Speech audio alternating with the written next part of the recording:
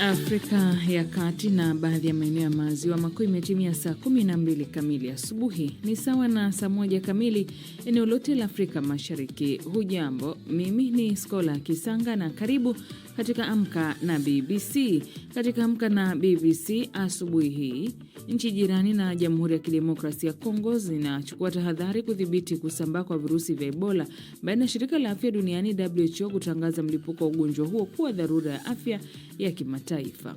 Hii sasa ni tofauti na ile ilikuwa hapo awali. Ile ilikuwa inaitwa Ebola Zaire. Sasa hii inaitwa Ebola Bungebudi, na haina chanjo na haina dawa.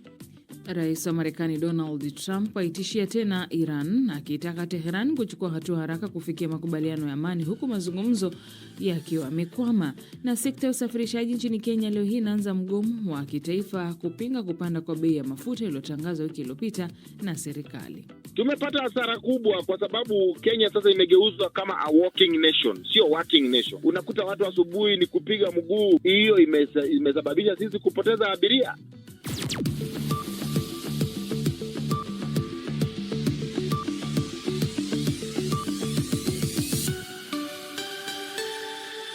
Jumatatu ya Mei 18 mwaka 2026. Kwanza nampisha mwenzangu Karo Robi aweze kukusomea muktasari wa habari za ulimwengu. Karo, karibu. Shukran, Skola. Rais wa Marekani Donald Trump kwa mara nyingine ametishia kuiangamiza Iran kama haitochukua hatua za haraka kufikia makubaliano ya amani baada ya mazungumzo kati yao kukwama. Haya yanakuja huku Israel ikithibitisha kuwa waziri mkuu wake Benjamin Netanyahu amefanya mazungumzo na bwana Trump kuhusu mzozo wa Iran. Vyombo vya habari vya Israeli vinaripoti kuwa viongozi hao wawili walijadili uwezekano wa kuanzisha upya vita dhidi ya Iran. Awali vyombo vya habari vya Iran viliripoti kuwa Marekani imeshindwa kuridhia hata moja ya mapendekezo yake ya kuvimaliza vita kati yao. Vyombo vya habari vya Lebanon vinaripoti kuwa shambulizi la kombora la Israel lilolenga jengo moja la makazi mashariki mwa nchi hiyo limemuua kamanda wa kundi la Islamic Jihad Wael Abdel Halim na binti. Wakati huo huo, wizara ya afya nchini humo inasema mashambulizi ya angani ya hivi punde ya jeshi la Israel yameua watu 5 wakiwemo watoto 2 kusini mwa Lebanon. Aidha, maafisa wa afya katika ukanda wa Gaza na wanasema watu 5 wameuawa na jeshi la Israeli. Rwanda imesema inaimarisha ukaguzi wa kiafya katika mpaka wake na Jamhuri ya Kidemokrasia ya Kongo ambako mkurupuko wa virusi vya Ebola umeripotiwa kuwaua zaidi ya watu 80 katika jimbo la Ituri lililoko mashariki mwa Kongo. Esther Luambano na taarifa zaidi. Baadhi ya wakazi wa mji wa Goma wameiambia BBC kuwa Rwanda inawaruhusu tu raia wake kuvuka mpaka kutoka Kongo. Shirika la Afya Duniani WHO limetangaza mlipuko huo wa hivi punde wa virusi vya Ebola kuwa dharura ya afya ya kutia wasiwasi kimataifa baada ya kisa cha ugonjwa huo kugundulika katika nchi jirani ya Uganda. Maafisa wa jimbo la kaskazini mashariki mwa Nigeria la Borno wametuma sungusungu kusaidia maafisa wa usalama kuwasaka watekaji nyara waliowateka takriban watoto 50 Ijumaa iliyopita baada ya kushambulia shule 3 jimboni humo. Watoto hao wengi wao wachanga walikusanywa na kusafirishwa kwa pikipiki. Kufikia sasa hakuna taarifa kuhusu waliko. Mashambulizi kama hayo pia yaliripotiwa Ijumaa katika jimbo la Oyo lililoko kusini magharibi mwa Nigeria ambako watu waliokuwa na silaha waliwateka nyara watoto wasiopungua 45. Na ripoti kutoka Mali zinasema shambulizi la ndege isiyo na rubani lililofanywa na jeshi la serikali limewaua raia wasiopungua 10 wakati wakijiandaa kusherehekea harusi katika eneo la kati la San. Hii ni BBC. Muhtasari wa habari za ulimwengu umesomwa na Karo Robi akiwa studio zetu za Nairobi. Msikilizaji, unasikiliza matangazo ya Amka na BBC kutoka hapa idhaa ya Kiswahili ya BBC ikikutangazia kwenye FM na redio wa shirika. Nchini Kenya tusikilize kupitia Must FM na Mwenedu FM, Uganda Voice of Busoga, Voice of Muhabura na Radio Rira, DRC Lizadel Radio na Radio Muungano Beni. Nchini Tanzania tusikilize kupitia Radio Kwizera Ngara, CJFM Tabora, lakini pia Zenj FM visiwani Zanzibar, Radio 1 ya Dar es Salaam na Radio Free Africa kule Mwanza. Internet katika bbcswahili.com. Matangazo haya yanakujia moja kwa moja kupitia ukurasa wetu wa Facebook pamoja na YouTube ni BBC Swahili, na kukaribisha tena. Mimi ni Skola Kisanga. Shirika la Afya Duniani WHO limetangaza mlipuko wa hivi punde tu wa virusi vya Ebola kuwa dharura ya afya ya kutia wasiwasi kimataifa. Mkurupuko huo uliozuka katika Jamhuri ya Kidemokrasia ya Kongo unaripotiwa kuathiri zaidi ya jimbo la Ituri linalopatikana na kupakana na Uganda pamoja na Sudan Kusini. Kufikia sasa zaidi ya watu 250 wanaaminika kuambukizwa huku zaidi ya vifo 80 vikiripotiwa kwa Ituri. Rais wa Uganda Yoweri Museveni ametangaza kufutiliwa mbali kwa maadhimisho ya siku ya mashahidi wa Uganda kwa hofu ya kusambaa kwa Ebola baada ya mwanaume mmoja mwenye umri wa miaka 59 kufariki Kampala kutokana na virusi hivyo. Rwanda pia imetangaza itaimarisha ukaguzi wa kiafya katika mpaka wake na DRC. Isabela Mwagodi na taarifa zaidi. Kisa kipya cha Ebola kimegunduliwa katika mji wa mashariki wa Goma karibu na mpaka wa Rwanda. Zaidi ya watu 250 wanadhaniwa kuathiriwa na mlipuko huo kufikia sasa. Idadi kubwa ya vifo zaidi ya 80 vinavyoshukiwa kutokana na kirusi hicho vimetokea katika jimbo la Ituri nchini Kongo, karibu na mpaka wa Uganda na Sudan Kusini. Vipimo vya maabara vinaonyesha kuwa aina ya kirusi cha Ebola kilichoibuka, kinachojulikana kama Bundibugyo, haina chanjo wala matibabu yaliyoidhinishwa rasmi dhidi yake. Nchi jirani za DRC, Kenya na Uganda zimeimarisha ukaguzi wa afya katika maeneo yote ya kuingilia mpakani. Mashirika kadhaa ya kibinadamu yakiwemo shirika la WHO na lile la madaktari wasio na mipaka yanasaidia mamlaka za ndani katika juhudi za kudhibiti mlipuko huo. Hata hivyo, wataalamu wanaonya kuwa ukosefu wa usalama na mwingiliano mkubwa wa idadi ya watu kunaweza kukwamisha juhudi za kukabiliana na kuzuia kusambaa kwa ugonjwa huo. Profesa Peter Piot ambaye alikuwa mmoja wa wagunduzi wa kirusi cha Ebola mwaka 1976 nchini Zaire akiwa katika taasisi ya tiba ya kitropiki huko Antwerp, Ubelgiji, anatoa mtizamo wake kuhusu kirusi hiki cha Bundibugyo. Ingia wasiwasi sana na kile kinachoendelea sasa. Vipimo vya uchunguzi tunavyotumia kwa Ebola havitambui maambukizi haya kwa urahisi, na chanjo zilizopo hatujui kama zafanya kazi dhidi ya aina hii ya Bundibugyo, na matibabu hakika kweli hayafanyi kazi. Mkurugenzi mkuu wa WHO Daktari Tedros Ghebreyesus ameonya kuwa kwa sasa kuna ukosefu mkubwa wa uhakika kuhusu idadi kamili ya watu walioambukizwa na kuenea kwa kijiografia kwa mlipuko huu. Ni Isabela Mwagodi.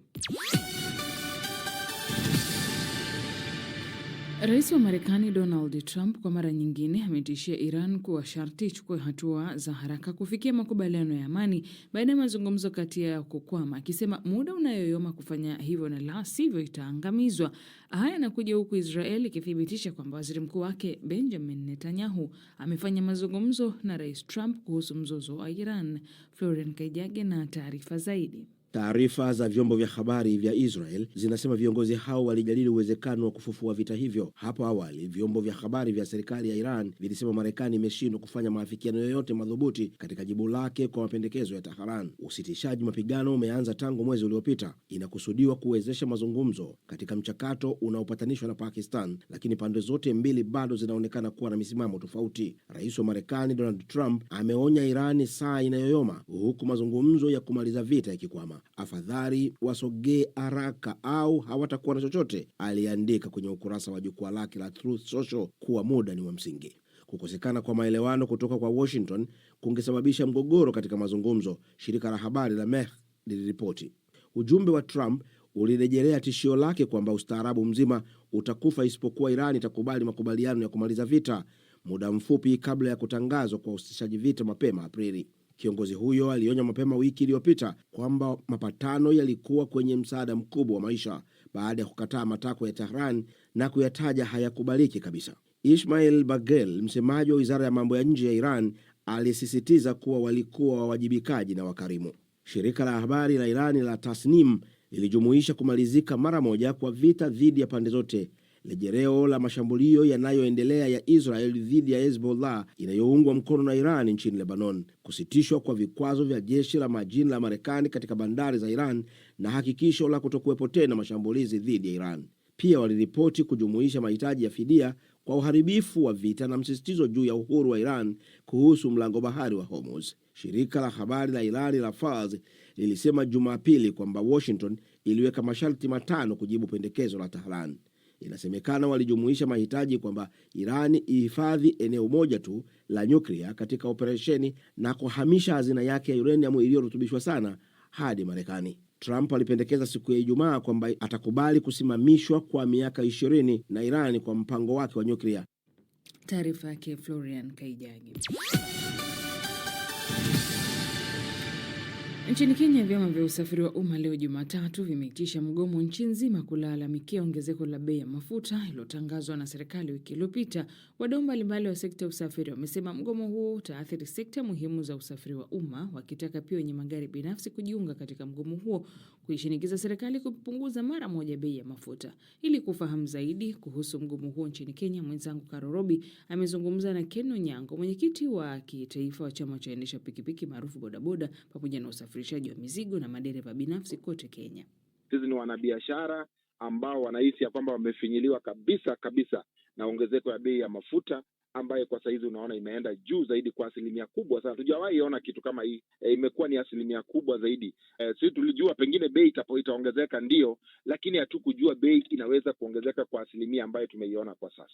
Mngetaka serikali ifanye nini wakati serikali yenyewe imeshahoji kwamba haina budi bali kuongeza bei ya mafuta kutokana na mzozo unaoendelea Mashariki ya Kati? Ni ukweli, sisi wote tumeishuhudia. Hata kama kuna mzozo kama huo, sisi wenyewe tukiangalia hapa nchini ni kwamba kuna zile nchi ambayo pia ni majirani yetu ambao pia huo mzozo pia inawaathiri kwa njia moja ama nyingine. Lakini tukiangalia bei ya mafuta katika hizo nchi, Uganda kwa mfano, wao hawana mafuta ya moja kwa moja. Wanategemea port yetu kutoka hapa Mombasa, mafuta yanatoka hapa moja kwa moja ikienda mpaka kule Uganda. Lakini ushuru yao kidogo wamepunguza, lakini hapa Kenya ushuru yetu inakwenda juu kwa juu kila wakati. Na unajua serikali iko na njia mbadala. Serikali inaweza ikachukua mbinu nyingine ya kutafuta ushuru yake, lakini isifanye kutoza ushuru mafuta zaidi. Najua kuna wakati ule walipunguza kutoka 16% mpaka 8%. Lakini baada ya kupunguza hivyo, unajua serikali ilikuwa inatengeneza bado shilingi 52 kwa lita moja ya mafuta.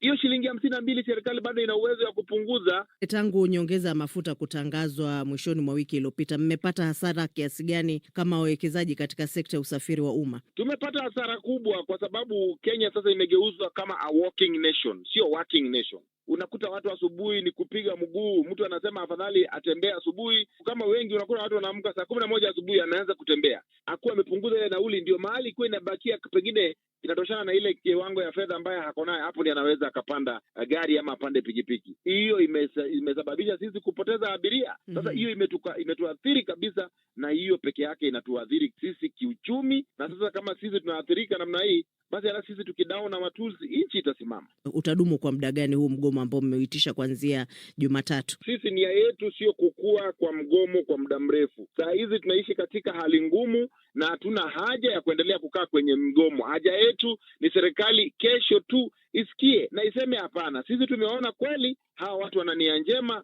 hawa watu hawana nia yote ya kisiasa, nia yao ni waendeleze biashara yao. Kwa hivyo wapunguze kabisa bei ya mafuta kwa kiwango kingine. Naam, asante. Na sasa viwanjani na Florian Kaijagi. Asante sana Skora Kisanga. Tuanzie katika ligi ya mabingwa Afrika ambako wenyeji Mamelodi Sundowns ya Afrika Kusini ilijipatia ushindi finywa goli 1-0 dhidi ya Esfa ya Morocco katika pambano lililopigwa jana Jumapili. Goli la Ubre Modiba dakika 37 ya mchezo lilitosha kuwapa mabingwa hao wa Afrika mwaka 2016 matumaini ya kurejesha umwamba huo kuelekea katika mchezo wa marejeano wiki ijayo huko Morocco. Katika kombe la shirikisho, timu ya USM Alger ya Algeria ilitwaa ubingwa huo baada ya kutoka sare 1-1 na Zamalek katika mchezo wa marejeano na kisha kuwabwaga miamba hao wa Misri kwa changamoto